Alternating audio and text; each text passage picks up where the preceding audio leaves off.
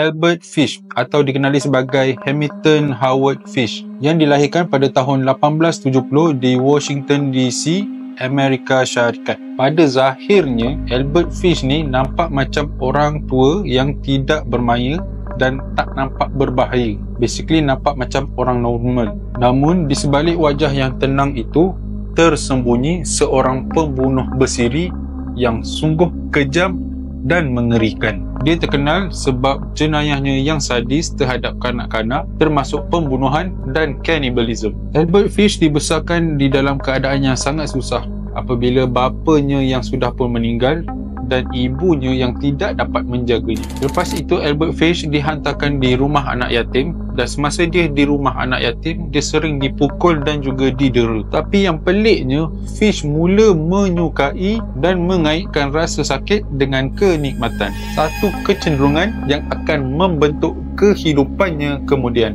Apabila dewasa, Fish menjalani kehidupan seperti biasa. Dia menjadi seorang pelukis bangunan dan mempunyai isteri dan juga 6 orang anak. Namun di sebalik kehidupan normal itu, dia terlibat di dalam perbuatan seksual yang menyimpang, menyakiti diri sendiri dan akhirnya membunuh kanak-kanak. Dia gemar menghantar surat-surat yang pelik dan menakutkan serta melukakan dirinya sendiri dengan benda yang tajam. Jenayah Albert Fish yang paling kejam adalah apabila dia membunuh seorang kanak-kanak yang berusia 10 tahun. Kanak-kanak itu bernama Grace Budd pada tahun 1928. Pada asalnya, Albert Fish tertarik dengan abang kepada Grace untuk membawanya bekerja dengan Albert, tetapi Albert mula tertarik dengan Grace itu sendiri. Kemudian Albert Fish membawa Grace masuk ke dalam rumahnya, lalu membunuh Grace dan memakan sebahagian daripada tubuhnya.